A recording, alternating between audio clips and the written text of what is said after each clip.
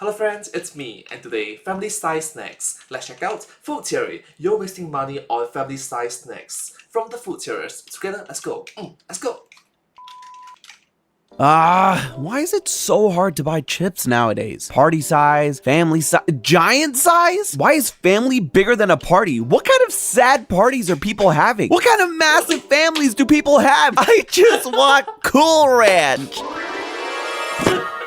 Hello, Internet. Welcome to Food Theory, the Hello Internet, welcome to Food Theory.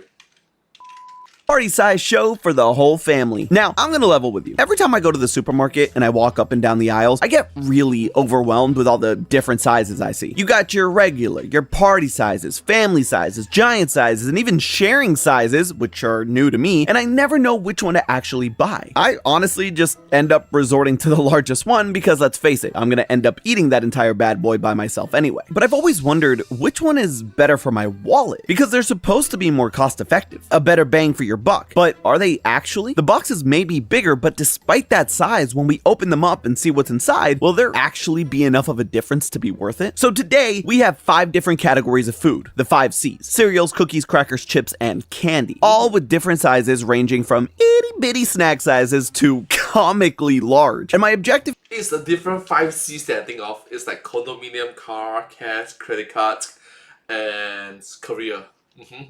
Notice I didn't say anything about character. That's saying a lot about our society.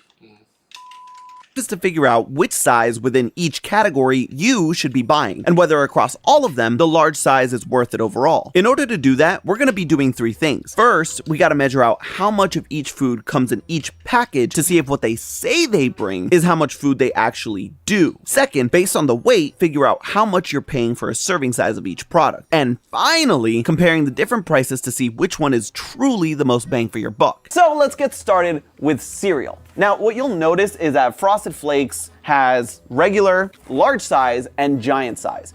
And every single other package, like I mentioned, uses a different name. So for ease of everything and to cause less of a headache, we're just gonna go with small, medium, and large. I realized I didn't show you what the other packages were named, and then it hit me. While people are throwing stuff at me, if you want to throw me the Oreos, Ash. Yeah. Oh. Well, to be fair, it hits you.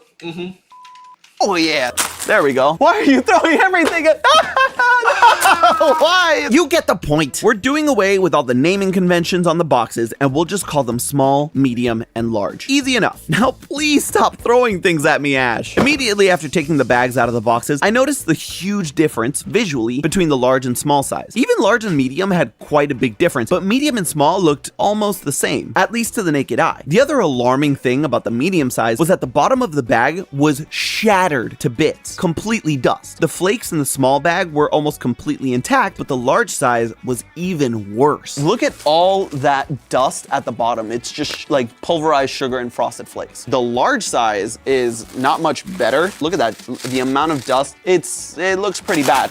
And it's even worse now. With the visuals out of the way, it was time to get some measurements. But even that wasn't— Oh, your boy is way too small and my camera is way too out of focus.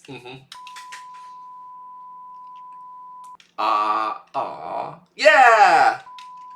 gonna be easy. Yeah, it was gonna be a long day. This is gonna happen. We got this. Welcome to my show, everybody. Everything's great since Matt left. I'm fine, I swear. And I'm gonna get a little mushy. Yeah, everything's fine since Matt left. We all miss Matt Pat. You here for a second before we keep going, but bear with me. Even when I'm losing my mind a bit, measuring cereals or making clear burgers, it's all worth it knowing that you're here along for the ride and having a good time. you. For those of you who've been here for a while, thank you for all the support that you've given me and the entire team over the last few months. It truly means the world to all of us. And if you're watching for the first time, make sure to hit that subscribe button to stay up to date with all of the fun stuff we have coming down the pipeline. I promise you don't want to miss it. Plus, now the subscribe button does that cool little woo thingy when you press it. It's like it's having its own little party. Speaking of which, measuring out the weights for Frosted Well, thank you so much. Remember to subscribe. Thank you. Flakes gave a pretty consistent result across the board. What's advertised on the box is really almost exactly what comes inside. That was absolutely not the case for the other two cereals in the category. But as I started measuring the Cheerios, I noticed something interesting on the boxes. One thing that you I think it's because your bowl is way too small. can't see on camera now, but it's really funny. The front side of this has like all the warnings and the red text of like, oh, this has like this amount of sugar, whatever. But the back side, the Spanish side, has none of that. It's just like, go for it, dude. Whatever. Share it with Abuelita, you're good. And I decided to do just that. Well, kinda. With my new co-host, The Bucket. Bucket. Just gonna keep it up here. This is my co-star. What's your co-star's name? Abuelita. This is my abuelita, everybody. There was a dark joke there about the sugar at the bottom of the bag, but I'm not gonna make it. Listen, I Okay. was eating a lot of sugar in between takes, okay? Things were only gonna go downhill from here for my sanity. The weight of the Cheerio sizes, though, Yep, everything's fine since MatPat left.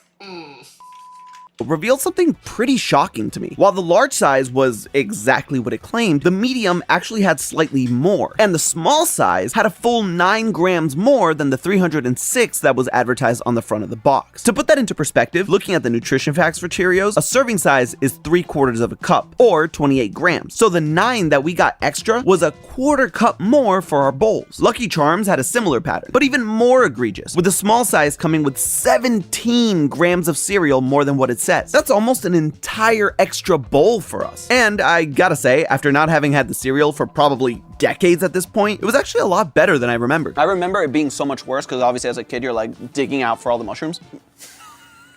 Digging out for all the marshmallows. I'm very concerned about your Lucky Charms. They are magically delicious. You know, have a cup of that and you'll be seeing some friggin' leprechauns, all right?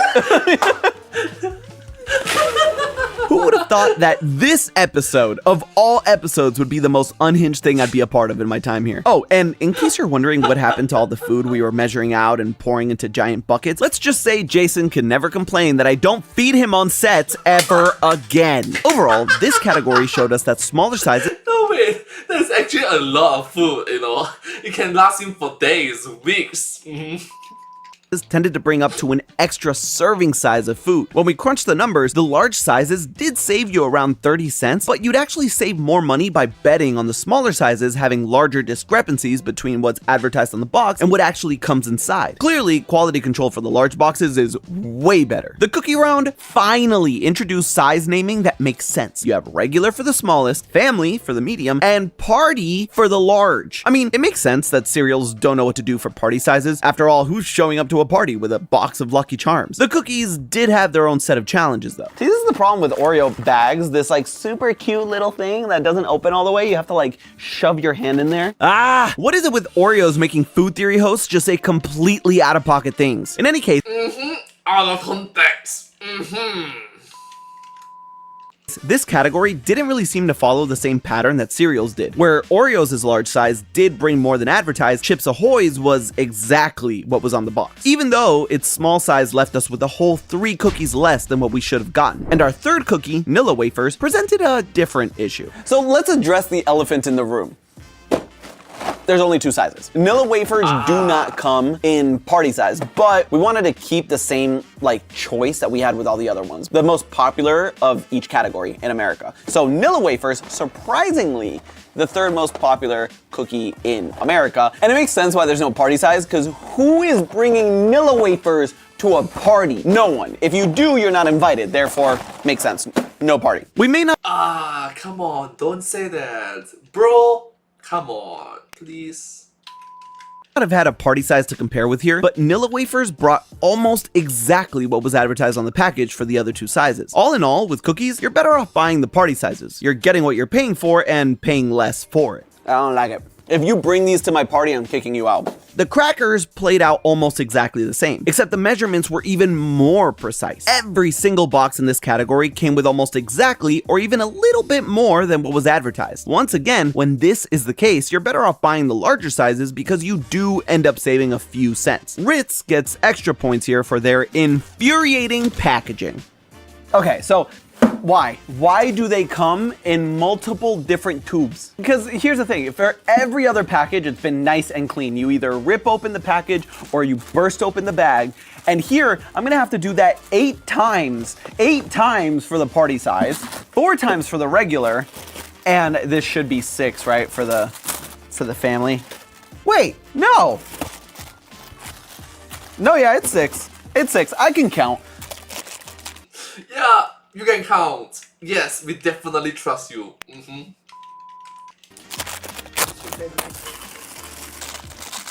There we go. Oh my god. Oh my god. Oh my god.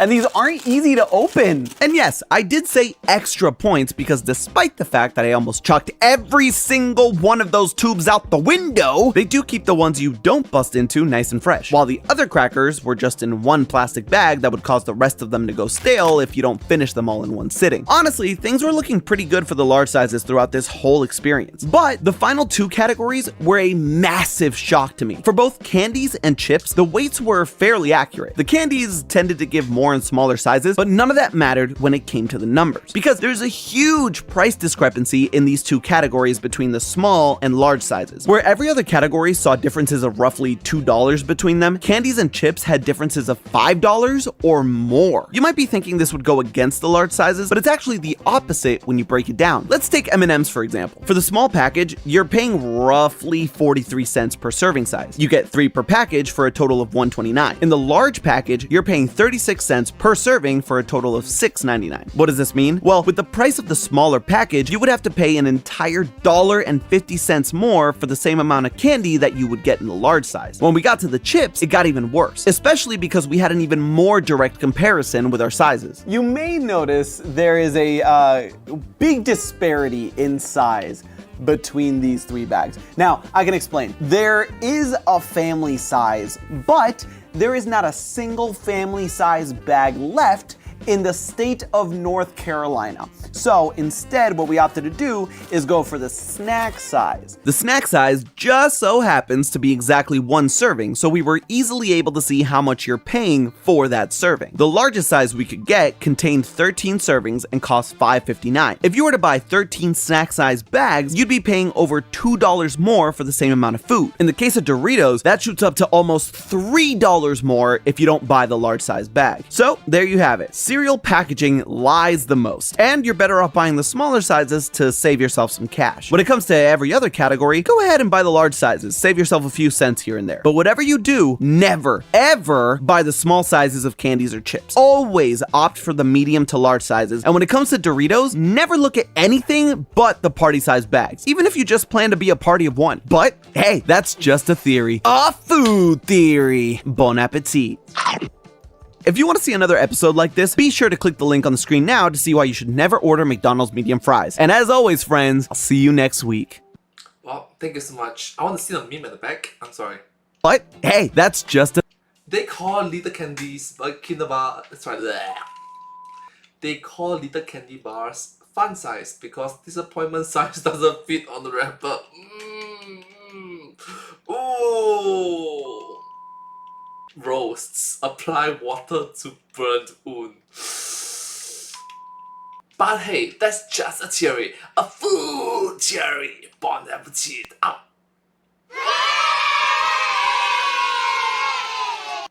And I hope to see you all in my next video. Thank you so much. Subscribe. Truly appreciate it. Thank you all so much. Bye bye.